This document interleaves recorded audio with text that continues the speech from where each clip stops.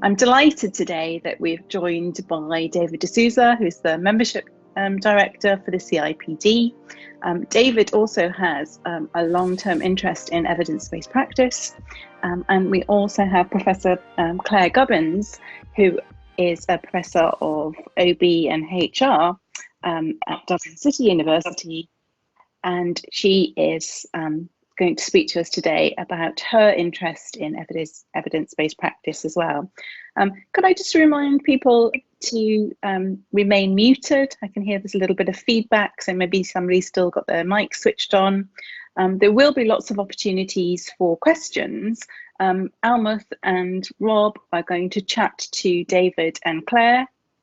And then if you have any burning questions, you can put those in the chat. We'll try and respond to as many questions as possible and group them together. But thank you so much for coming. First of all, I'm going to give the floor to David, who's going to talk a little bit about his interest in evidence-based HR, a bit about where the Cipd fits in terms of thinking about evidence-based practice, and then also one or two observations about the future of evidence-based management as well. And then we'll be followed directly by Claire. So David, over to you, and thank you for joining us on this Friday lunchtime. Thank you very much. I'm absolutely delighted to be here. I've had COVID recently, so if my voice is croaky, I apologise. And equally, if I don't make any sense at all, just put it down to it being a light fever at my end. I've been passionate about evidence-based HR and evidence-based management for years now. I think one of the things that I'd like to do with the remainder of my career as I look forward into the future is continue to bang the drum for more judicious evaluation of evidence in organisations, and indeed less wasting of time in organisations by thinking very hard about what we know about things, what we don't know about things, and what the best ways of experimenting are within organisations. But I can track back my love of it. I was thinking about this a couple of days ago, back to bizarrely this book, which is called The Baby Train. For those of you who don't know it, it's a compendium of folklore. And when I was, I guess, in my teens, I became fascinated by the concept of urban legends. So these things that are passed down from one generation to another that are believed to be true, but actually, if you delve back into them, there's not particularly any substance. This book's called The Baby Train. And it's a lovely story about a town where it's got a higher than average population. And the reason is there's a train that goes through at 4 o'clock every morning. And it's slightly too late to go back to sleep. And so couples have to fill in a few hours gap, and that results 9 months later in the population slightly swelling. And you can trace back that legend through kind of generations and generations. And when I first started work, what I found was very similar things happening in organizations. So I would be told either anecdote or weak correlation or things that people had observed in their career, but actually either through digging into it a bit more, I would find out that those things weren't true, or I would find something that absolutely disagreed with that through a different source at a different time. And that happened very early in my career, and I'm an incredibly annoying person because I just ask questions, and I'm always fascinated with the concept of opportunity cost. Are we spending our time and resources as effectively as we can be, and what else are we giving up? And very early, you could see these instances where organizations were putting effort into something because it was new or exciting, it was fashionable. But actually, when you scratch the surface, they were probably putting more effort into marketing that within an organization than understanding whether that was the best use of resource and time. So I was really lucky early in my career to work in a very data-centric organization. It was an international contact center. Contact centers are wonderful environments because it's really easy to measure things. So what we did is we started looking at, right, what data do we have on people? What can we measure? What can we understand? How can we look at what's possibly causative within that environment? So I spent a number of years as an enthusiastic amateur just trying to understand that, and we found some really fascinating things, and we challenged some orthodoxies where people had worked in that industry for 20, 30 years and was suddenly, actually, if you sat down with enough evidence, willing to change the way that they worked, and that worked for the organization. From that point, it became my mission slightly to wherever I went, ask difficult questions, think of things in fresh ways, and ideally try and layer back what was lazy belief or things that have been passed down through generations or practitioner to practitioner, and start thinking about what could we bring in more broadly. I was fascinated with behavioural science, how we leverage that in organisations, but I was also fascinated, and I think this is really important, with the limitations of that as well. So most people here will know about the replication crisis. Most people have relied on something in a white paper, which turned out to just be attempting to sell something to you. All of those things as interplay were absolutely fascinating to me.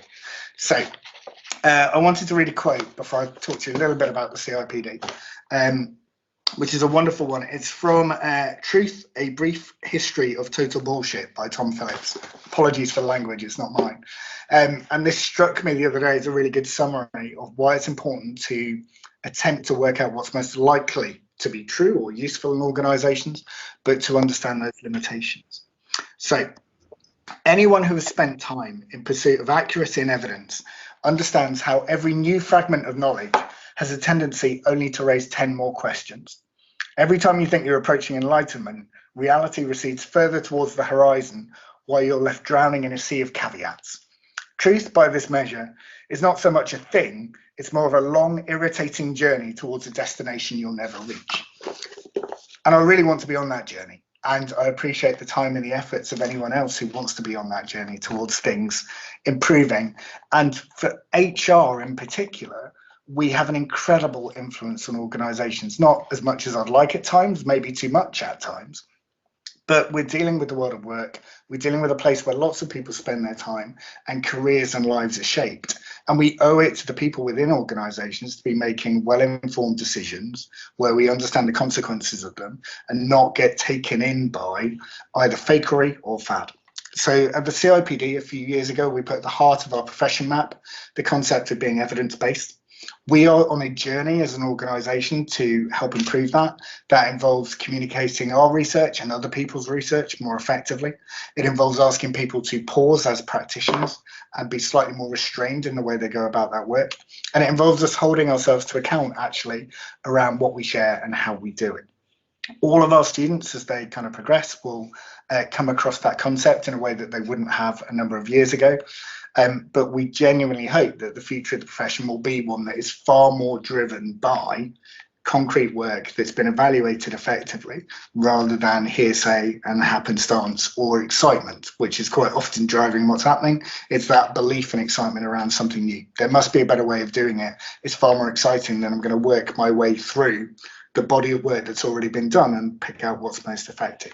Certainly at times it's less impressive in terms of people's CVs, but actually when people start getting impressive and effective mixed up, you have a significant issue there. In terms of what I think will be happening in the future, Rob has been hoping for how many years, how many decades, Rob, that it will always be next year. That we get better. I think he's on mute at the moment, but he can tell you how long he's been hoping, far longer than me. It will be ever more critical to organisations as they come under cost pressure, as there's change happening within, driven by the external environment, for us to take an evidence-based approach to how we manage change and what changes we attempt to bring about in organisations. You've already seen, actually, probably over the last 12 to 18 months, a host of poor studies, headlines, interpretations of what changes are driven in the world of work through the pandemic. It is critical that if we're going to build a better world of work, that we do that in a way that absolutely makes sense, but is based on evidence and is therefore likely to be delivered. It's going to be more critical to organisations. Whether evidence-based HR is more important to them and whether we see more of it, that's something I hope for, but it will only happen if people continue to listen, continue to be passionate, and more importantly, for everyone in this call, continue to be advocates. If you have listened to anything throughout your career that you think is unsubstantiated, unhelpful, and therefore unlikely to be right, you've got a role and a duty to step towards that. But likewise, where we're learning things and learning them together, we've got a need to amplify that. So it's never just about myth busting. It can't just be that, but it has to be about building a solid base of knowledge that can take people together to where they should be. So please ask questions. I'm really looking forward to them, but I couldn't be more excited about what's happening in this space at the moment. But I genuinely hope at some point Rob can think job done. Thank you. Great, thanks so much, David. It's really great to hear that there's a recognition that the people in this virtual room at the moment hopefully will be advocates for evidence-based approach to HR and management. Before we go to some questions from Rob, we're going to cut to Claire. Claire, thank you so much for being here today. You're an award-winning researcher, an award-winning scholar in terms of your teaching contributions, and one of the things that we talked about when we spoke a few weeks ago was that your MBA students in particular were captivated by the evidence-based approach. So we're really excited to hear more about your experiences, and I know you're going to talk through us some of the work that you've been doing recently. So over to you, Claire. Thank you. Thanks very much, Julie, and thanks everyone for the invitation. I'm very excited to be here, and again, welcome any questions. And I think this program, this idea is just fantastic, and I think you'll see why as I speak. But to address, I suppose, the why I got involved or interested in evidence-based practice and evidence-based HR. Initially, I suppose a bit like what David was saying, I was involved in a number of university industry projects, and what used to, I suppose, aggravate me a little bit is, and as a more junior person by comparison to very senior members of industry teams at the time, was an idea would be thrown out amongst this room of very senior, usually technical people. And some of the projects, most of the projects were human factors projects in terms of what I was doing. And these ideas would be thrown out, and with the assumption that let's go follow this. This is it. This is what we're going to implement, without any basis on which to know whether this was the right path to take, other than that somebody had, like David said, seen it, heard about it, or they themselves believed it was the right idea and the right intervention. And some of the best ones were usually, let's implement another piece of technology for a problem for which we already have 10 pieces of technology and we still don't know why they don't work. So that was one thing that used to get on my nerves a little bit. But what really struck home is I was a Fulbright scholar at Carnegie Mellon University with the infamous Professor Denise Rousseau, and I sat in on her classes where she was teaching evidence-based management to groups of students. And it just struck me, while I had an awareness, it just struck me the way the audience engaged in and with science and with her questions, and started to see the relevance of evidence and the relevance of science in particular, which can be a hard one for academics to get students to engage with, for practical problems and for their decision making. It just jumped out at me from almost her very first session. And what struck me in the context of what I was teaching back in Dublin City University, and what I would be teaching when I went home, is that this was an avenue that could work for me. So I was dealing with the MBA program at the time, and one of the module I was teaching was about managing people in organizations, and MBAs had typically been somewhat critical of the whole HR function, and indeed that module as part of the program. They didn't see its relevance, they didn't see it as something that was necessarily valuable. Not all of them, but quite a high majority. Something that was administrative, something that was soft, and something that was not for them to know about. And it struck me that by presenting the same material but through the evidence-based lens, I could help illustrate to them that it is a form of science, that it does make a contribution to business and organizations, and it is their responsibility. I mean, it's not surprising that an MBA cohort would feel that way, because we already have, we still have research pointing to the fact that the C-suite does not value the HR function, or at least is skeptical as to the extent to which HR professionals have sufficient business acumen and sufficient strategic thinking competence to be able to make a contribution to the strategic direction of an organization or to the bottom line. So we see this in practice, and then we see it with our students in a classroom. So by teaching this about managing people through the evidence-based lens, and by connecting them to the science that showed what works or is more likely to work by comparison to what doesn't work, they started to see the value, not just for them as managers, but for the organization, what they as MBAs ultimately needed to achieve. So that worked. But then on the other side, I'm teaching HR professionals, and one of the things that used to get to me about the HR profession is those same university industry projects that I was involved in as a human factors person. I was surrounded by technical people, senior technical people, engineers, scientists, IT. I was talking about human factors matters. There was no HR professional in the room, ever. And every time a problem arose, they would ask me for my advice instead of the vast HR departments that existed within their own organizations, which again just repeated what I felt was happening, is that the HR profession wasn't being taken seriously at the C-suite level. So in teaching HR students, it became again apparent, using the evidence-based lens helped them to illustrate how their interventions and their approaches did have a solid evidence base, and provide them with the tools to build a strong business case for what they were trying to get support for. So it became a very interesting journey. It went from Carnegie Mellon to my modules in DCU to the MBA program, and then the school. The school took it up because, quite frankly, evidence-based decision-making is a meta competency that everybody needs, whether they're students or professionals. And by having that meta competency, we provide ourselves with the ability to learn and adapt in any environment, up against any problem, regardless of what's throwing at us, because we have the basics about how to make a decision. So that's where my interest began, and to say I've got kind of hooked would be an understatement. So I'm involved in a number of projects now where I'm trying to advance this agenda, I guess, and I think I find these quite interesting. And one of them is around what I'm kind of speaking about. It's around how, if HR professionals were to engage in more evidence-based decision-making practices, would it enhance their legitimacy, their credibility, their position as true heard strategic business partners? Would they be more trusted by the C-suite, which it seems the research we have would suggest that they're not?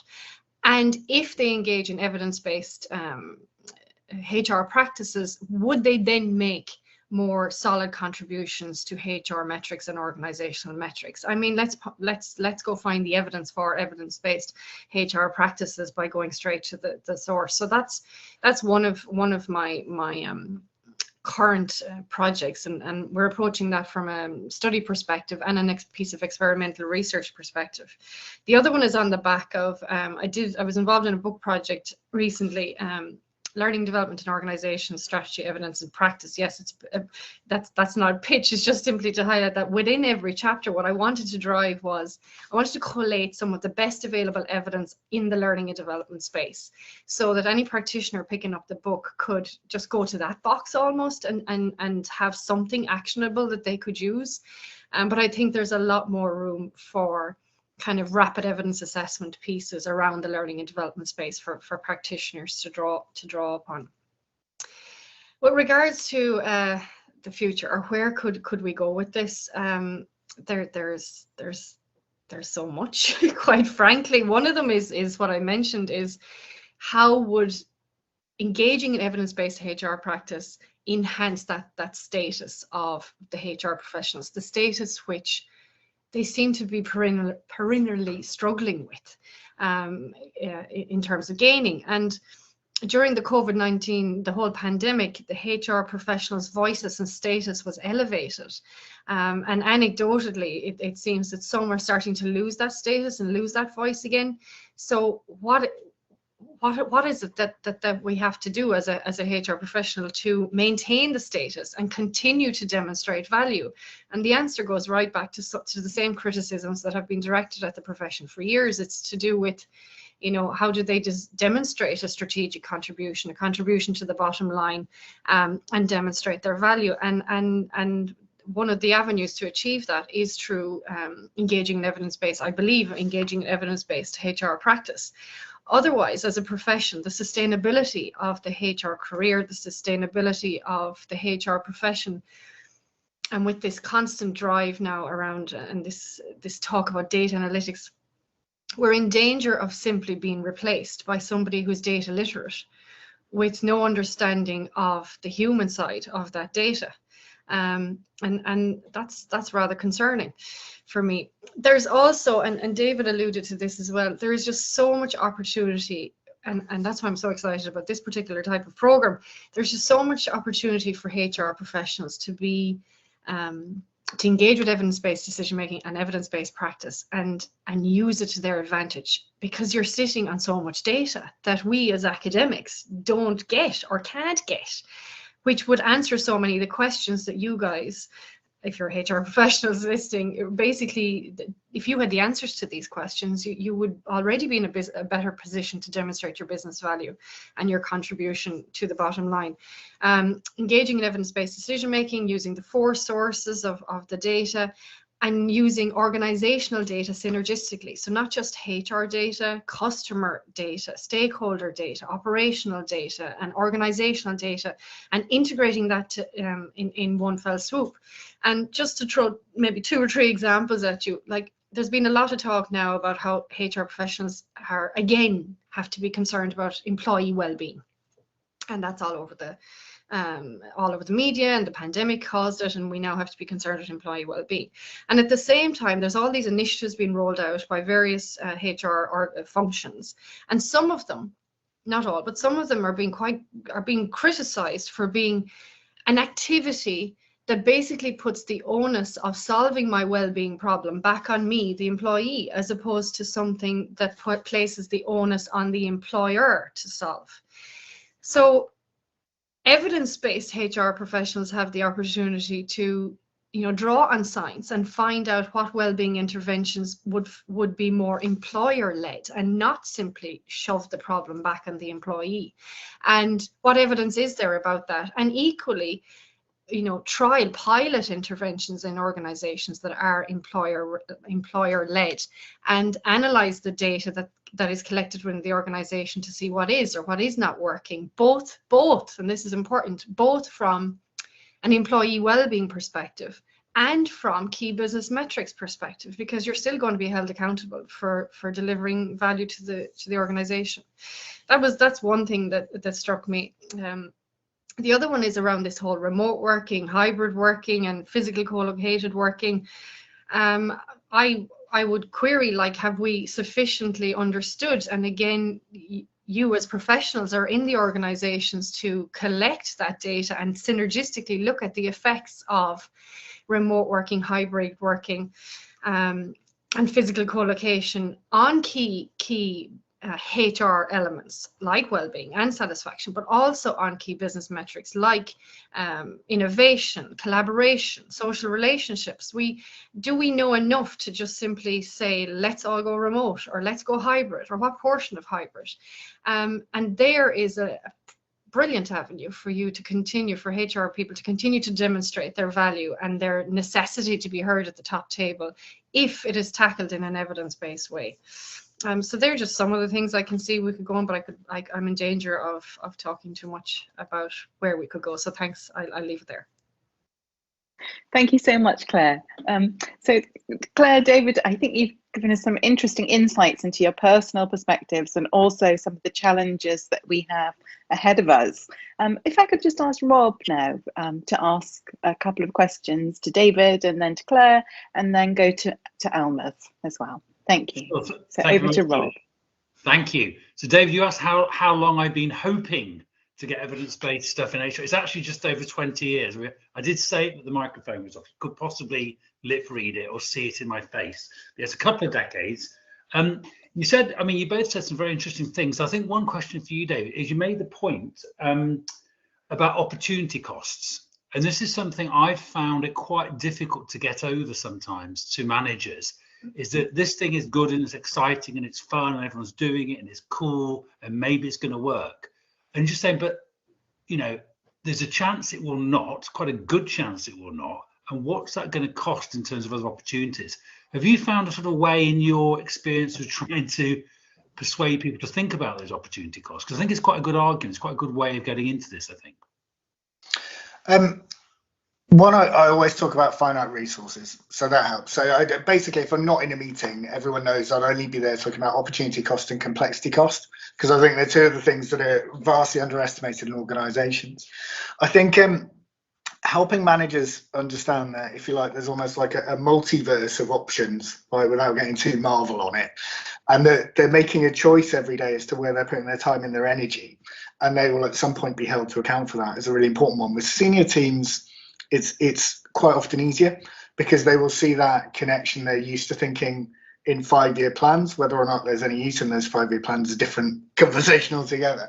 It's easier with senior teams. I think when you come down to manager level, or different levels, starting to think about their time as a resource and starting them to think about actually where they put their people's time as a resource, I think, is absolutely key. Yes, thank you. I mean, it is really striking. Even my, I'm not a manager. I've had sort of managerial roles, but it's really striking to me how even in the organisations I've worked, just you often get that sense of people wasting lots of time, and I kind of get quite frustrated. And other people don't seem to as much. And that's the second thing. Claire, you mentioned this as well, but I'm going to ask David, is you both mentioned the concept of being irritated. And this is as a sort of driver of thinking more critically about what are we doing it, why are we doing it, is it working or not? And again, in my personal experience, I found that getting irritated, and possibly it's just my style or my lack of emotional intelligence or something, but I found that irritation and frustration doesn't always help. I'm just thinking, Dave, for you, David, maybe Claire, you can answer that as well. How have you found a way, or maybe you haven't, of kind of expressing that irritation in a way that others don't find negative or demotivating or too critical? Have you found a way of doing that? And can you tell me what it is? No, I'm still certainly. I'm sure Claire's different because she came across in a wonderful way. I'm still really irritating. I think I've spent my career trying to push things in a different way to where they would be, because I genuinely think if you value your own time, you want to have an impact, and therefore you should ask yourself every day, was the organisation different because I existed in it? That's a reasonable test. I think people enjoy simple solutions to complex problems, and you can almost sit back and know that that's not going to solve the problem in the next 2 years' time. D&I is a really good example. We've seen so much effort, so much time, energy, and money ploughed into that for minimal difference. If you want to make a difference, then actually it needs to be a far more holistic solution. It needs to be far more evidence-based. People don't want to hear that. So people are people. We're inherently human. There's still that kind of civil service. It's from Yes Minister, isn't it? Something must be done. This is something, therefore this must be done.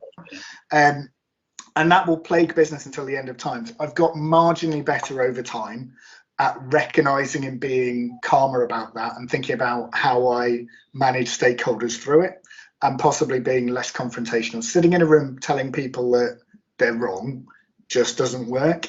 Spending time and investing in relationships so they're more likely to hear different viewpoints from you absolutely does work. So I think there's something about the purity of the model, which is that if we can understand what's right, surely that must happen. We know that fails when it comes into contact with real life. So it's working out how, as a practitioner, how you can bridge that as well. But Claire, like I say, I'm sure has probably got it nailed. Okay, yeah. Thanks, David.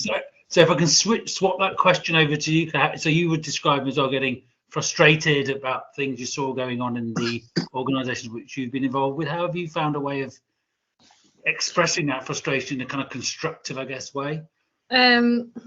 So I'm not sure if my face hides my frustration when I get frustrated. I think I'm able to use my words okay, and I think my tone I can manage, but I'm not sure if my face might give me away. But I'm not sure. I guess you'd have to ask the people around me. But I know I have,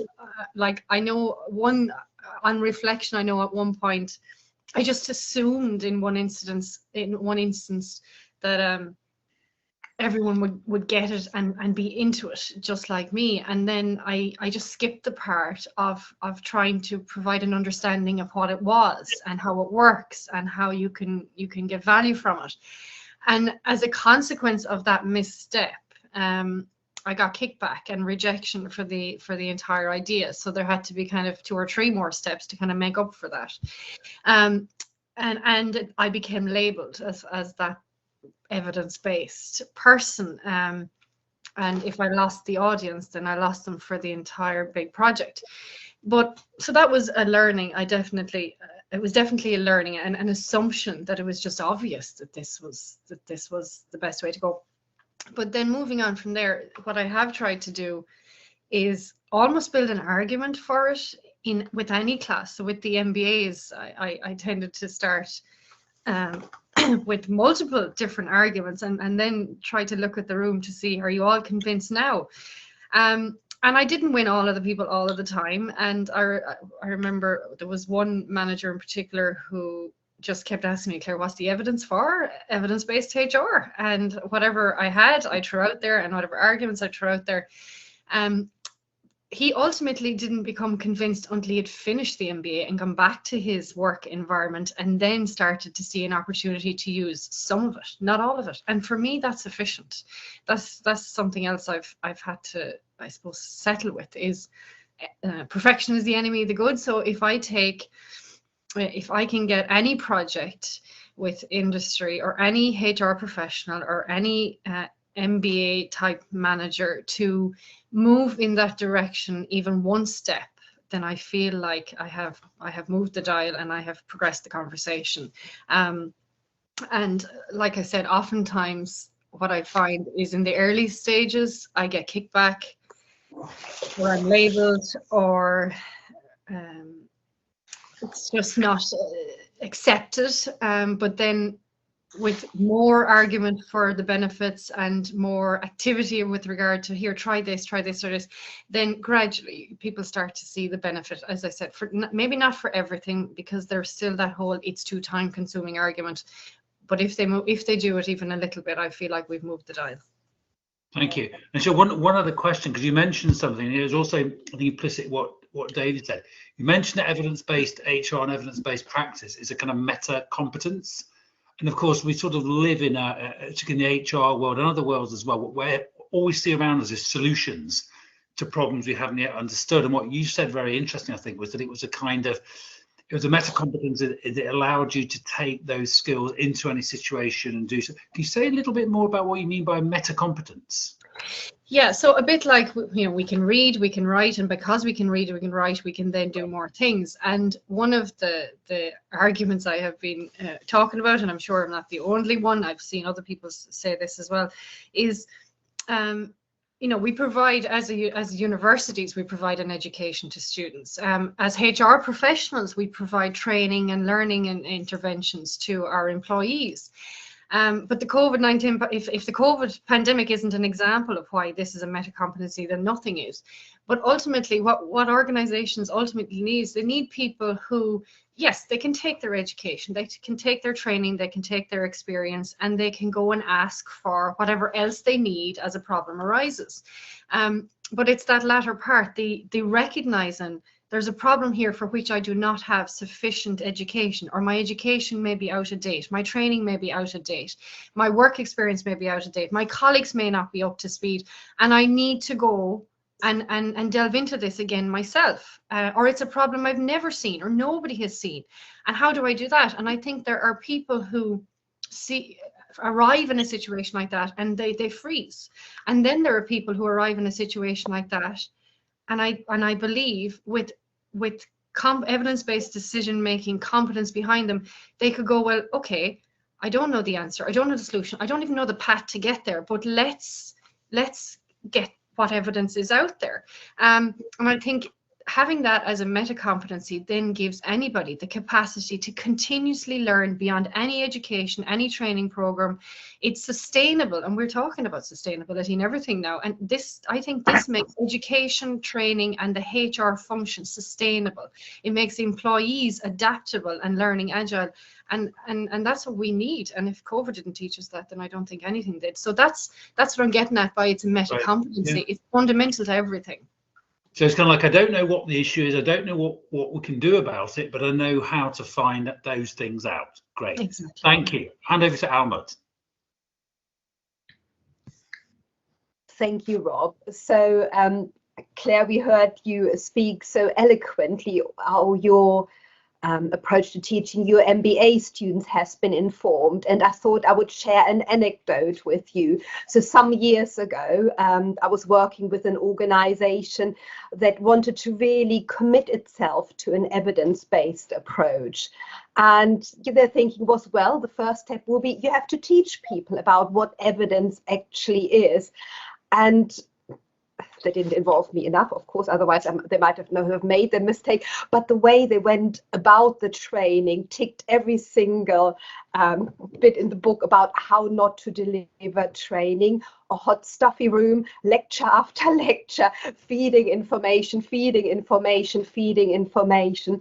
So by the end of the day, which had really, really good benign attentions, the one thing nobody in the room wanted to hear about was what evidence was. So my question to you is, we heard you speak so eloquently that, you know, evidence is about decisions, it's about strategy, but it's also about enacting the kind of day-to-day activities such as training, which will people see as the front end. So what can we do to encourage organizations to design such activities in a better way? To design training interventions in a better way, is it? Yeah, or any type of learning activity, because, you know, I'm with you. If there's one thing this world needs, it's agile learners. Yeah. Well, ultimately, it's a bit back to what David said. It's not just accepting these new fads or fashions or you know, whatever's been thrown out there, and actually question them and dig in to what is the evidence behind those. And if it doesn't exist, as I've said to MBAs, go find it. And some of the kickback I get with MBAs on the whole, go find the evidence about this intervention and where it may or may not be likely to work and why, and the consequences of doing it or not doing it. And some of the kickback I get is, well, we don't have data like that. And I guess it's from MBAs, I get it from HR professionals. We don't have that data. But it turns out they do. It just doesn't necessarily sit neatly in the HR function or the marketing function or the finance function. It's disparate. It's spread throughout the organization. And so, yeah, that takes a bit more effort. It takes a bit more time to try and find it, collate it, and extract it from multiple information management systems in organizations. But it's that extra effort that then provides the answer to the very question that you started with, and it provides the evidence you need to design that better intervention, whatever that intervention might be. So I guess that, and one organization actually that Professor Denise Rousseau worked with, and I was kind of tagging along during my Fulbright, was doing exactly that. It was a hospital, and they were doing exactly that. They were trying to collate data from across organizational functions to design interventions that were more synergistically informed. So I think that's one piece of advice I would suggest with regard to learning interventions, or any intervention for that matter, but also, and building on the whole meta competency piece, if we're going to design learning interventions or training programs, whatever they are, that we do recognize the need to help people understand how to engage in, how to understand those four sources of evidence, how to appraise them, and how to use them to inform the design of an intervention, and how to problem solve, and how to engage in critical thinking, all fundamental. And the biggest one that I found in my experience, the biggest one in dealing with practitioners or dealing with students, is just getting the question right at the very beginning. Yes. I think all the rest of it, most of the people I deal with and have dealt with are extremely intelligent, competent, capable people. So, you know, whether they want to engage, they can engage with science, they can. You know, we can teach them the skills to read science more efficiently, so they can engage with science. They can engage in data analytics, or they can find somebody in an organization to do it for them. That competences exist. But the biggest challenge has been, time and time again, what's the problem in the first instance, or the question in the first instance that you're trying to ask? Because I have sat in board meetings with senior teams in industry, and they're all talking across purposes about what it is we're supposed to be solving, and they're all defining their concepts differently. And we can't ever make progress because we're all on a completely different page, and we're getting annoyed with each other because we don't understand what the other one is talking about. And then I see it with students when I set them up to do assignments on a strategic HR problem. They're coming back with a question, and then they're collecting data on something completely different because they're not connecting the dots. So that's a skill that we could do with covering more effectively in any of our deliverables in organizations or in education. Thank you, Claire. So really, I've heard you to speak here about developing our critical thinking skills so that we can establish a much more shared understanding of what it is that actually is at the crux of what it is that we want to address. So thank you for that. David, I heard you earlier saying that you don't want to fake it until you make it. You want to actually do it, and you want to be real, and you want to ask the right questions. And this also resonates with a comment here from the audience that in order to be really truly evidence-based, that takes courage, because you have to acknowledge vulnerability, that sometimes there might just not be an easy answer. But you also quite rightly said often what we want is that easy answer to a really complex problem. So how can we start squaring that circle? I think if you reach the senior levels of an organisation, either you've managed to bluster your way there, congratulations if you've done that, in which case you're probably not going to start trying to be more vulnerable, or quite often your decision making's proved more effective or has been perceived to be more effective as you've moved up through the organisation. So it's quite difficult actually when you reach a senior level not to place a premium on your own thinking and your own approach. And so to some extent, that's encouraged through things like salary structures, because my team look at me as the highest paid person in the room, expecting therefore either my output to be better or me to take more accountability. And that's really, really natural. Some of the best leaders that I've worked with have appreciated the value of everyone else that they're bringing into the room and teasing out, and see that as kind of a role as a leader. But I think, can you teach people humility? You probably can, and there probably should be more of a focus on that in organisations. I think too often we'll either focus on technical skills or general behaviours, but actually helping a generation of leaders understand that confidence and humility aren't opposite parts of a pole, but you can be confident and you can lead with confidence and assurance and take people forward in the way that you need to, but you can also be humble enough to say, I don't know. That's certainly a trick that I think as a profession we haven't mastered yet. And if there are some academic papers that I haven't seen, I'm happy for someone to forward them on. Thank you. No, really valuable insight. What you've really highlighted for us here is also the value and the role of leadership in terms of getting this evidence-based thingy right, because without the right leadership skills, it's not going to happen, because it's always going to be there's, you're right, you say very rightly that leaders will always have a symbolic functions. We look to them to have all the answers, and sometimes they might not have them, and that can be an uncomfortable thing to be faced with. But I think that the most important thing is that we actually acknowledge that these tensions are there, rather than, having the 10 steps to effective leadership and, pretending that there aren't there. So thank you.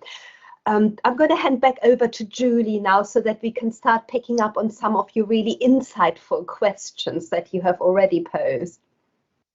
Great, thanks Almuth, thanks Rob. There are lots of questions in the chat. I'm trying to group them. I think one of the questions that I'm going to group together is, when we're thinking about what constitutes good evidence for evidence-based HR practice, combined with, do we have a problem in academia and possibly within practice as well, in that academia isn't set up to necessarily give space to practical implications for research? And I just want to pose that question to David in terms of thinking about how can the CIPD bridge that gap between the academic journal publications and the practical suggestions and recommendations that an evidence-based approach can provide. Yeah, it's genuinely one of the things that we've been speaking about, most often for the last few years whilst I've been there, is that I think bridge is absolutely the right word. I think expecting academia to be fundamentally different and change when it's not set up, as you say, or orientated necessarily to do what we needed to, and expecting practitioners to delve into that world and translate it for themselves, that doesn't make sense. So we've got a role to aggregate, to sense-make, to curate, and to push. And it's one that we're continuing to evolve with kind of help from interested parties.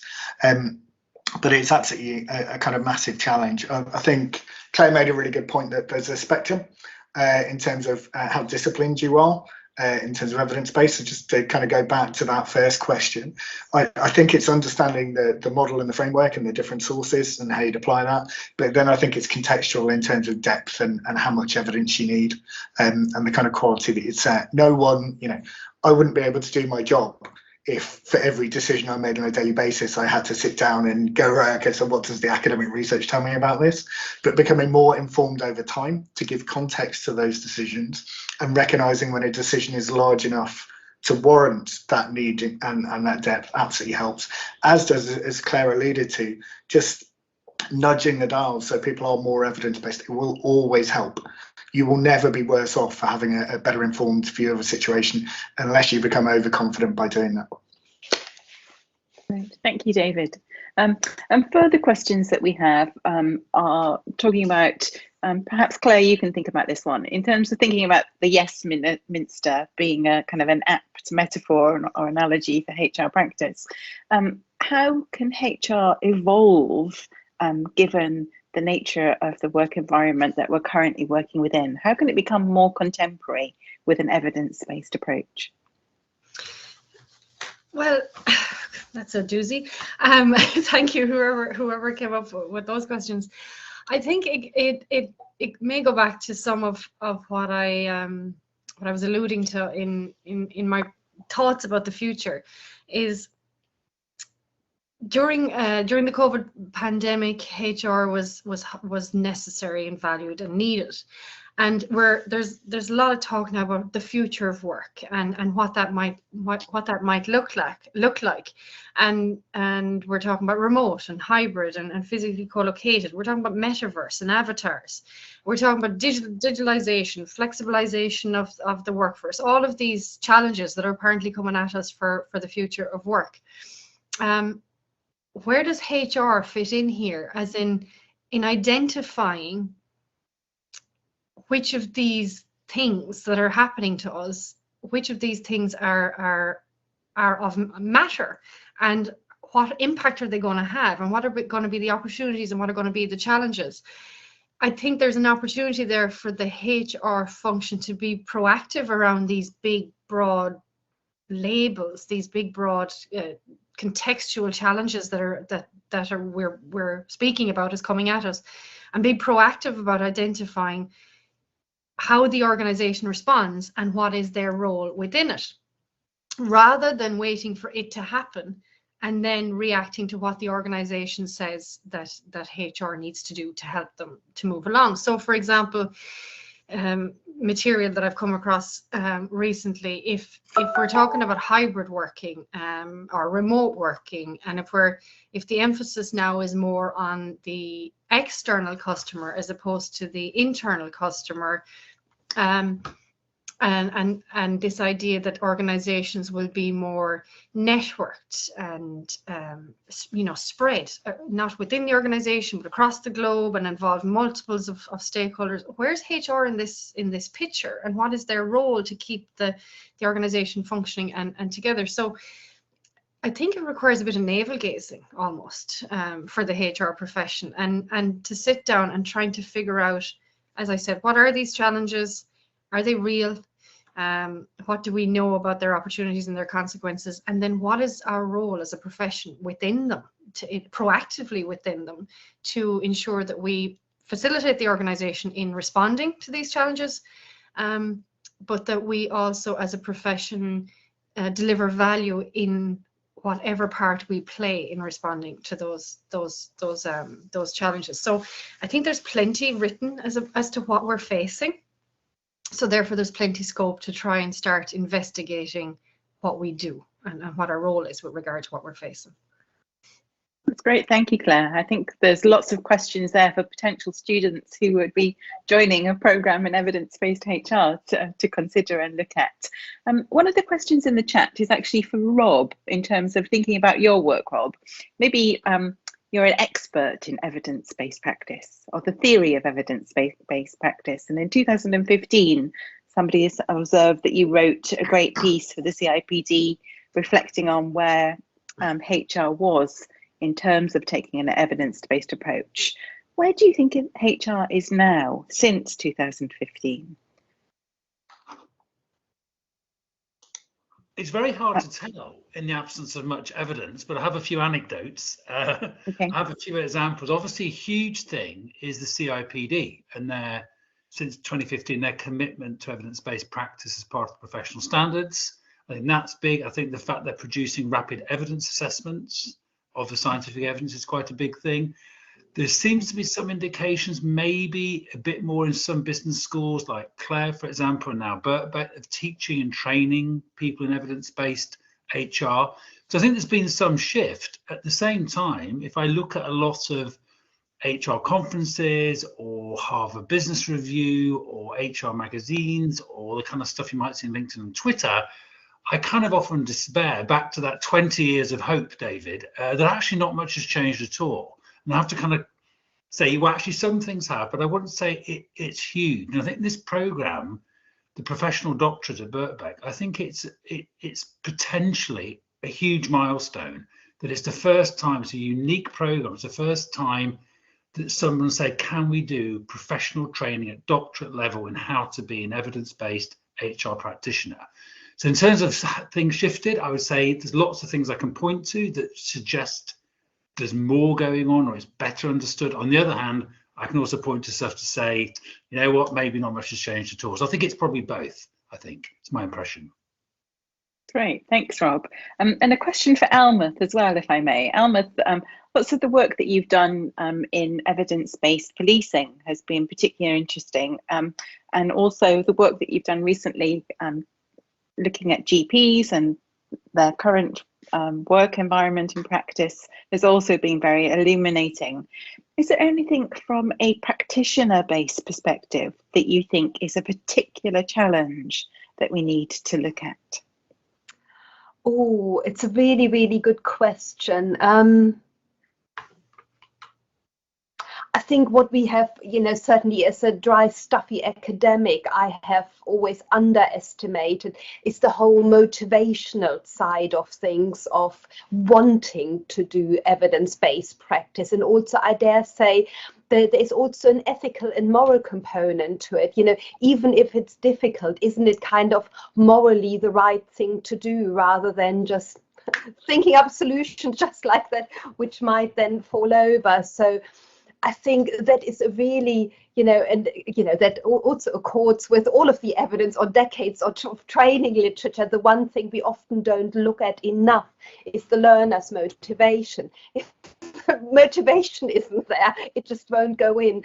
And I think in terms of, how we're going to change and inform practice, really, that is something that we can all address in our day-to-day workings with other people, is really thinking about, okay, so what is it that is going to speak to them? What is it that is going to engage them? And really, I guess my simple message here would be having the learner more in mind when we really want to make evidence-based HR work.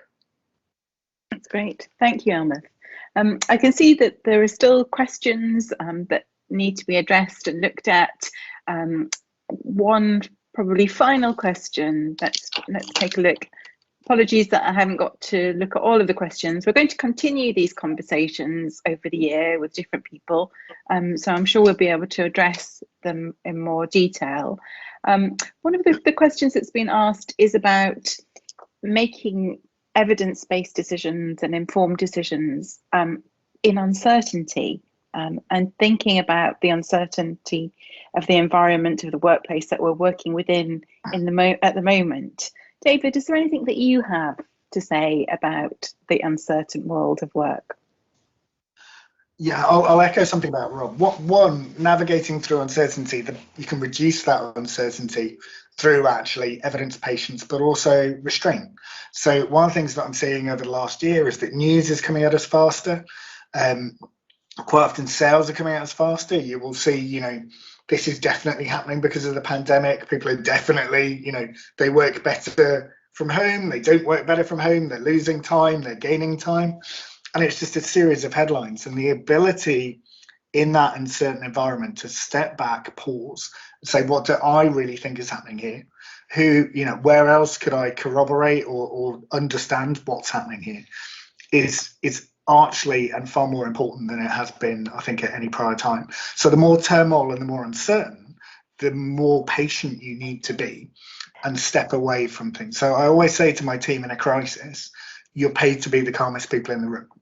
Your job, if something is happening, is to go, right, okay, pause, right, okay, don't just put all of your energy into activity, put your energy into thinking first to give us the best chance. So as times become more challenging, actually that need for evidence and that need for critical thinking becomes absolutely paramount. You can almost get away with laziness around that thinking when things are going well. I think, you know, it was suggested there's a moral obligation not to, and I'd agree with that. If a company's paying your salary, you should be trying to deliver the most for it. If you're working in HR, you should be trying to give people solutions that are going to work for them in their careers. But I do think as times become harder, it becomes more imperative to think clearly, to think methodically, and to think in the round. And that goes contrary to, I think, what we see an awful lot of the time. That's great. Thank you, David. And Claire, was there anything that you wanted to add as a final comment? We're close to finishing time now. I think what David was talking about complements your interpretations of metacognition and thinking about metacognition. And I think I'm a decision researcher, so I know from decision research that we always have more time to think, even when we're working under really critical time pressured situations than we would like to anticipate. Is there anything that you can add to that conversation? Yeah, I think it's a brilliant question. So thank you to whoever brought that up, because it's so relevant now, the whole crisis scenario. And it came up, it's something it's a question that was put to me over the last 18, 19 months. And two things that I kind of drew on that would provide some people with something, I felt like provide some sort of substance for decision making. And in that context is looking back at what evidence we already have in prior crisis situations, and while recognizing how they're different contextually, but looking at any evidence available in those crisis scenarios that might help us. So I drew on the army, for example, and anything science that was available from the army. So that was one.